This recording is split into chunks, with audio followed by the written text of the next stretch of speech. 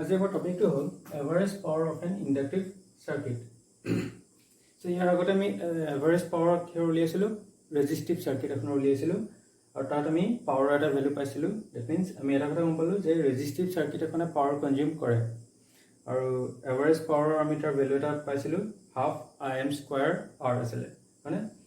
এতিয়া ইণ্ডাক্টিভ চাৰ্কিটৰ ক্ষেত্ৰত যদি আমি এখন এনেকুৱা চাৰ্কিট লওঁ য'ত অকল এডাল ইণ্ডাক্টৰ ব্যৱহাৰ হয়,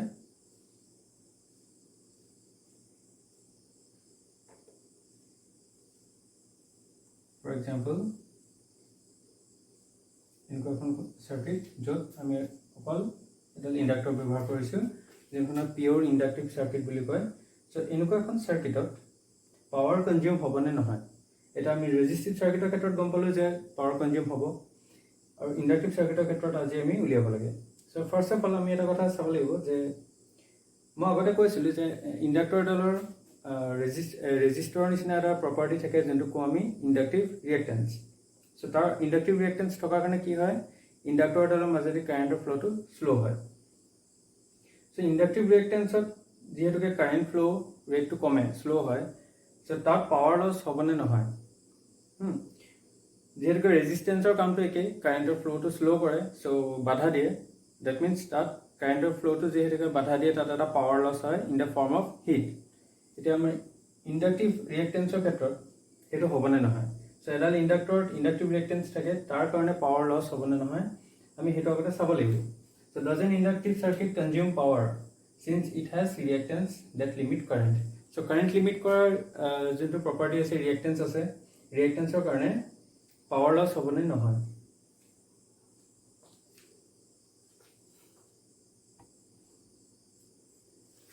The instantaneous power supplied to an inductor, মানে এডাল ইণ্ডাক্টৰত যিকোনো এটা মুহূৰ্তত দিয়া পাৱাৰটো আমি কি বুলি লিখিব পাৰোঁ, যিকোনো এটা মুহূৰ্তত for any instant of time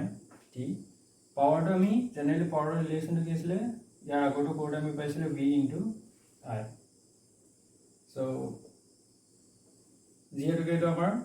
AC voltage আমি এপ্লাই কৰিম, চ' এইটো আমি কি বুলি লিখিব লাগিব, Vটো Vm sin ω t, ঠিক আছে। দেন এগেইন আমি ইণ্ডাক্টৰৰ কাৰণে কাৰেণ্টটো পাইছিলোঁ, কাৰেণ্টৰ ৰিলেশ্যনটো পাইছিলোঁ। যদি আমি Vm sin ω t পটেঞ্চিয়েল দিছিলোঁ, তেতিয়াহ'লে আমি কাৰেণ্টৰ ভেলুটো কিমান পাইছিলোঁ, এইটো আছিলে আমাৰ Im sin ω t minus π/2 or 90 আছিল নে, এইটো ω t minus 90 আছিলে, ঠিক আছে। চ' ইয়াত আমি এতিয়া কি কৰিব পাৰোঁ, এইটো আমি লিখিলোঁ Vm sin ω t। এতিয়া ইয়াত চোৱা, চাইন আমি আগতে কৈছিলোঁ যে চাইন থিটা মাইনাছ 90 আমি কি লিখিব পাৰোঁ, ইজিকুৱেল টু মাইনাছ কছ থিটা, হয়নে? চাইন থিটা মাইনাছ 90 আমি কি লিখিব পাৰোঁ, মাইনাছ কছ থিটা। চ' আমি এইটো আইডেণ্টিটি আমি যদি এনেকৈ ইউজ কৰোঁ ইয়াত, চ' ইয়াত আমাৰ কি হ'ব, মাইনাছ Im cos, চ' এইটো আমাৰ থিটা পাৰ্ট আৰু এইটো আমাৰ 90, চ' থিটা minus 90 is equal two minus কছ থিটা হ'ব।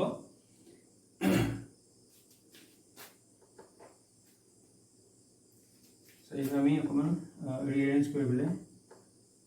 Im Vm sin ω t cos ω t এনেকৈ লিখিব পাৰোঁ, sin ω t cos ω t হ'ল। চ' এইটো আমাৰ ইকুৱেশ্যন 1 দি থৈ দিয়া।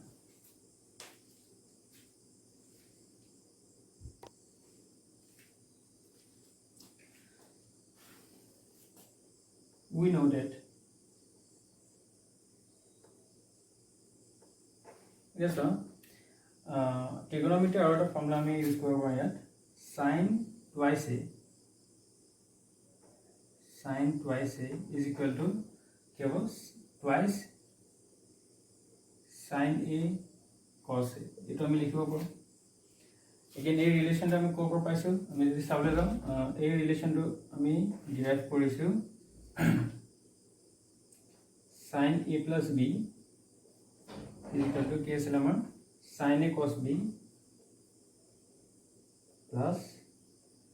cos a sin b এই ৰিলেচনটো তোমালোকে পাইছা সো ইয়াত যদি এই ৰিলেচনটো তোমালোকে a equal to b কৰি দিয়া for a equal to b যদি এটো আমি কৰি দিও তেতিয়াহলে a পাৰ্টটো কি হ'ব সো b ঠাইত আমি a পুট কৰি পেলাই এটো লিখিব পাৰো sin twice a is equal to so ইয়াত যদি a equal to b হৈ যায় প্ৰতিটো b ঠাইত আমি কি পুট কৰিব পাৰিম a পুট কৰি দিব পাৰিম আৰু যদি আমি এটো সাইডে কি লিখিব পাৰিম twice sin a cos a হবনে সো তাৰ পৰা আমি ডিৰাইভ কৰিছো এতিয়া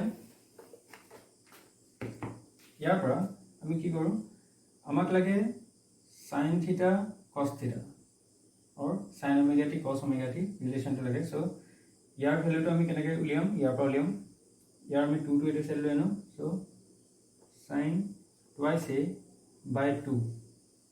is equal to कितना हमारे पहले sin a cos a ठीक है सो এটা আমি sin omega t cos omega t ঠাইত কি পুট কৰিম sin twice omega t by 2 এটো ক্লিয়াৰ হৈছে সো এই ৰিলেচন আমি ইউজ কৰি পেলাই যদি ইকুৱেচন নম্বৰ 1 ত আমি ইউজ কৰি দিও তেতিয়াহলে আমি ইকুৱেচন নম্বৰ 1 টো কেনেকৈ লিখিব পাৰো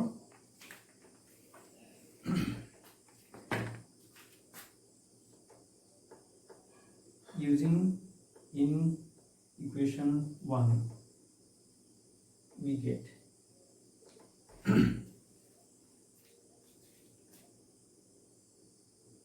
p is equal to minus im vm কি লিখব আমি sin twice a ঠাইত আমি কি পুট কৰিম omega t by 2 হ'ব না সো এটো মান ৰিঅ্যাৰেঞ্জ কৰি পেলাই im vm by 2 sin twice omega t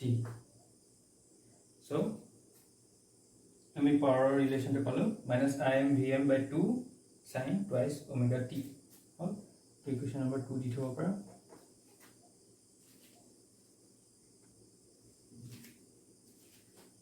now the average power consumed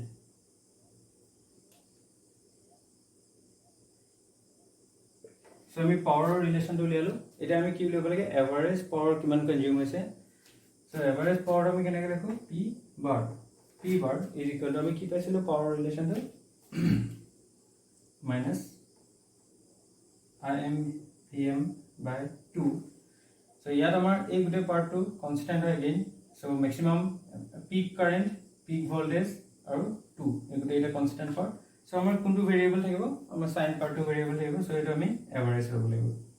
so sin twice omega t হল এতিয়া ইয়াৰ আগৰটো আমি যেনেকৈ উলিয়াইছিলো cos twice omega t average টো উলিয়াইছিলো so ইয়াত আমি যদি sin twice omega t average টো উলিয়াও so average of sin twice omega t উলিয়ালে আমি কিমান পাম so ইয়াত যেনেকৈ আগৰটো উলিয়াইছিলো সেম টু সেম মেথড তোমালোকে নিজেও ট্ৰাই কৰি চাব পাৰা sin twice omega t যদি আমি এভাৰেজ উলিয়াও আমাৰ ফৰ্মুলাটো কি আছিল 1/t ইন্টিগ্ৰেশন of 0 to t so আমাৰ টাইমটো কি হ'ব কি হলে ভেৰি হৈছে প্ৰথমতে যেতিয়া আমাৰ ইনিশিয়াল পজিশনটো আছিল 0 ৰ পৰা t লৈকে টাইমটো ভেৰি হৈছে so 0 to t ইন্টিগ্ৰেট কৰিছো কি কৰিব লাগে sin twice omega t dt হ'ব না so integration of sin twice omega t to আমি এনেকৈ লিখিব পাৰোঁ লিমিট আছে আমাৰ 0 to t again লিমিটটো যদি আমি ব্ৰেক কৰোঁ তেতিয়াহলে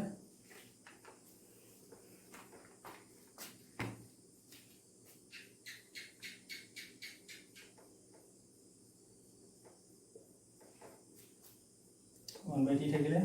so upper limit minus lower limit so upper limit কৰিলে আমাৰ কি হ'ব minus so আমি minus টো বাহিৰত লিখি দিও minus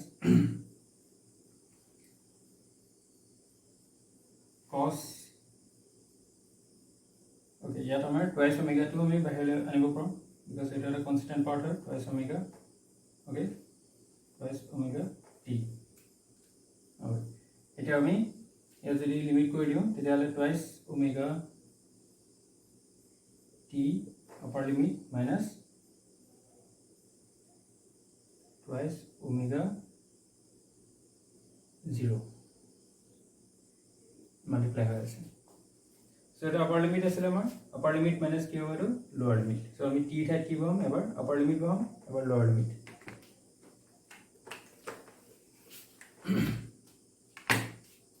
এটা যদি আমি সলভ কৰোঁ মাইনাছ টুৱাইছ ওমেগা টি আছে so cos twice omega t again আমি ইয়াৰ ওমেগাটো কেনেকৈ লিখিব পাৰোঁ চোৱা cos টুৱাইছ ওমেগাটো আমাৰ কি হ'ব 2 পাই বাই কি আছিলে টি মাল্টিপ্লাই বাই টিটো আছে minus cos twice omega cos twice omega into 0 so yet so okay it only twice omega multiplied by 0 good part me 0 likho par so cos 0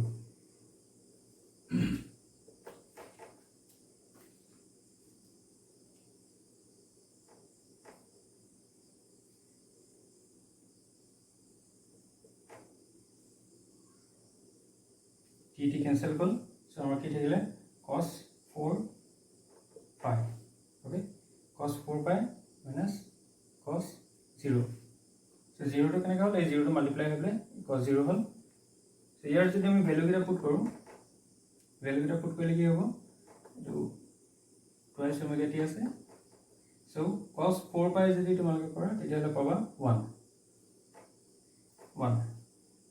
okay minus cos 0 value আমি জানো কি আছিল 1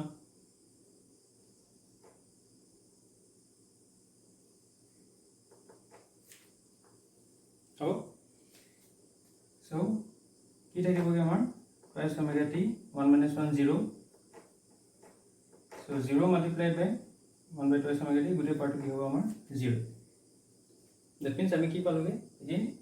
cos twice omega t আমি ভ্যালুটো কি উলিয়াইছিলো 0 পাইছিলো so ইয়াটো আমাৰ কি হ'ব sin twice omega t যদি এভাৰেজ উলিয়াও আমি কি পামগে 0 পামগে so আমাৰ ইকুৱেশ্যন নম্বৰ 3 আছিল না so ইকুৱেশ্যন নম্বৰ 3 টো আমাৰ কি হ'বগে আমাৰ ইকুৱেশ্যন নম্বৰ 3 টো কি আছিল p bar is equal to minus im vm by 2 im vm by 2 average of sin twice omega t so matter আমি কি বলবো average of sin twice omega t is equal to 0 that means I am vm by 2 multiplied by 0 so equal part কি হবে 0 তেতিয়াহ'লে আমি কি পালো ইয়াত এভাৰেজ পাৱাৰ কিমান 0 so আমি এইটো ৰেজিস্টিভ সাৰ্কিটত কে বেলেগ পালো ৰেজিস্টিভ সাৰ্কিটত পাৱাৰ কনজিউম হৈছিল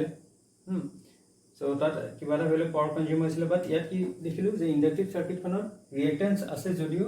পাৱাৰ কি হয় কনজিউম নহয় পাৱাৰ 0 so এভাৰেজ পাৱাৰ 0 মনত ৰাখিবা so একেটাই আমাৰ কেপাসিটিভ সাৰ্কিটৰ কাৰণে পাবা so তোমালোকে নিজে ট্ৰাই কৰিবা কেপাসিটিভ সাৰ্কিটৰ কাৰণে একে ধৰণে প্ৰসিড কৰিবা so ইন্ডাকটিভ সাৰ্কিটৰ কাৰণে আমাৰ পাৱাৰ এভাৰেজ পাৱাৰ 0 হ'ব এটা আমি প্ৰবলেম এটা চাই লওঁ so here দিয়া আছে a pure inductor of 25 millihenry is connected to 220 volt source so 25 millihenry inductor dal কিহত কানেক্ট কৰিছে 220 volt এটা সোৰ্সত কানেক্ট কৰা আছে so power supply টো কিমান ভোল্ট হয় 220 volt আৰু তাত আমাৰ ইন্ডাক্টৰ ভ্যালু হৈ গল 25 millihenry with frequency 50 hertz so এটো মিনিং টো কি হ'ব যে যেহেতুকে তো আমি সোর্সটো কি লম AC লম AC source লম that means up and down হৈ থাকিব again আমি frequency মানে কি জানো যে সাইকেল পার সেকেন্ড so 1 সেকেন্ডত হি কেটা সাইকেল কমপ্লিট কৰে so এটা সাইকেল কেটা কমপ্লিট কৰিব যেতিয়া হি 0 ৰ পৰা গৈ পজিটিভ হৈ পেলাই নিগেটিভ হৈ এগেইন সি 0 হ'বগৈ ডেট মিনছ এটা ৱেভ যেতিয়া কমপ্লিট হ'ব এইটো এটা চাইকেল কমপ্লিট হোৱা বুলি কয় চ' সি 1 ছেকেণ্ডত কেইটা চাইকেল কমপ্লিট কৰিছে এইটো কৈছে আমাৰ 50 হাৰ্টছ ডেট মিনছ 1 ছেকেণ্ডতে এনেকুৱা 50টা চাইকেল কমপ্লিট কৰিছে চ' আমাৰ ঘৰলৈ যোনবিলাক আমাৰ হোম যোনটো পাৱাৰ ছাপ্লাই থাকে তাত বেচিকেলি আমাৰ 50 হাৰ্টছ ছাপ্লাই দিয়া হয় চ' 50 হাৰ্টছ ফ্ৰিকুৱেঞ্চিত কি হয় আমাৰ AC চ'ৰ্চটো আহে ডেট মিনছ সি কি কৰিব সি 1 ছেকেণ্ডত 50 টাইমছ চাইকেল কৰিব এনেকুৱা ধৰণৰ চাইকেল 50টা কমপ্লিট কৰিব চ' ইয়াত তোমালোকে এইটো গম পাবা যে সি 1 ছেকেণ্ডত 50টা চাইকেল যদি কমপ্লিট কৰে সি 1 ছেকেণ্ডত 100 টাইমছ কি হ'ব এবাৰ পজিটিভ যাব এবাৰ নিগেটিভ যাব গম পাইছানে চ' 50টা চাইকেল মানে 100 বাৰ সি তাৰ ডাইৰেকশ্যন চেঞ্জ কৰিব এতিয়া আমাৰ ফ্ৰিকুৱেঞ্চি দি থোৱা আছে 50 হাৰ্টছ চ' আমি কি উলিয়াব লাগে inductive reactance XL then RMS current so' আমাৰ চাৰ্কিটটো এনেকুৱা ধৰণৰ হ'ব ধৰি লোৱা চ'ৰ্চটো হৈ গ'ল 220 ভল্ট দেন ইণ্ডাক্টৰডালত আমাৰ কানেক্ট কৰি থোৱা আছে যাৰ আমাৰ ইণ্ডাক্টেন্সৰ ভেলু হ'ল 25 মিলি হেনৰি দেই হেনৰি নহয় চ' মিলি দিছে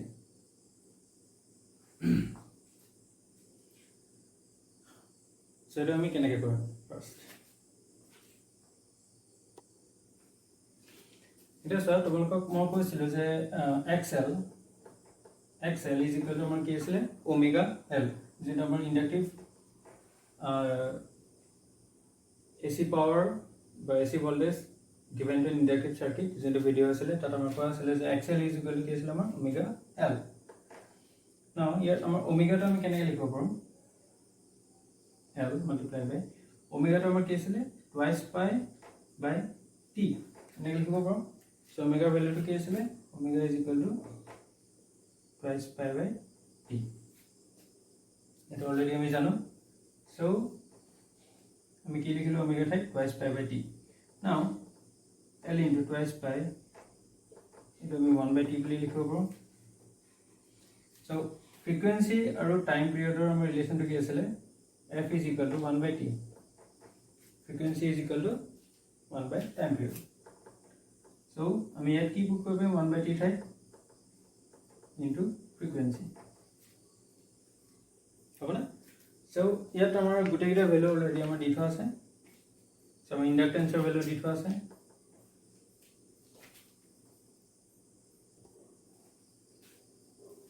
So, আমাৰ ইণ্ডাক্টৰ ইণ্ডাক্টৰৰ ভেলু দিয়া আছে 25 মিলি হেনৰি সো এইটো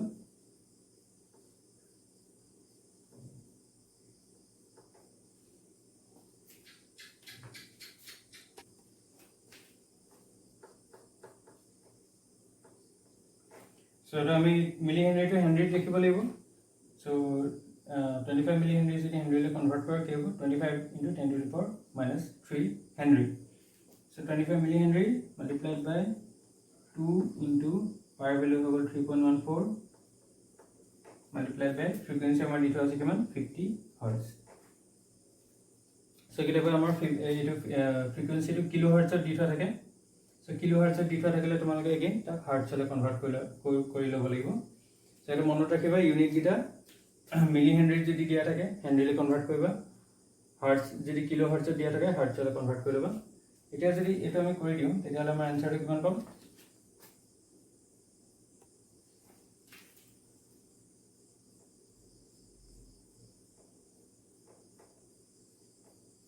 7.85 then unit to কি হ'ব ইয়াৰ unit কি হ'ব ohm কাৰণ আমাৰ ইণ্ডাক্টিভ ৰিঅ্যাক্ট্যান্স to কি কৈছিল আমি one type of resistance so 7.85 ohm next আমাৰ কি উলিয়াব লাগে IRMS that means RMS current so RMS উলিয়াব লাগে IRMS so আমি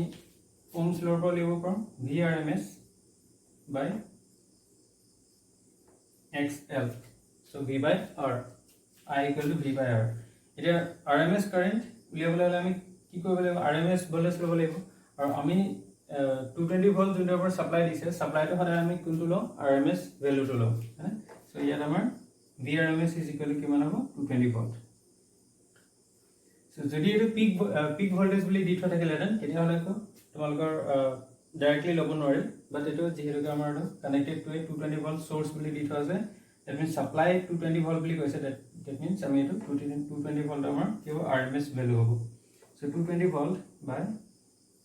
7.85 ohm okay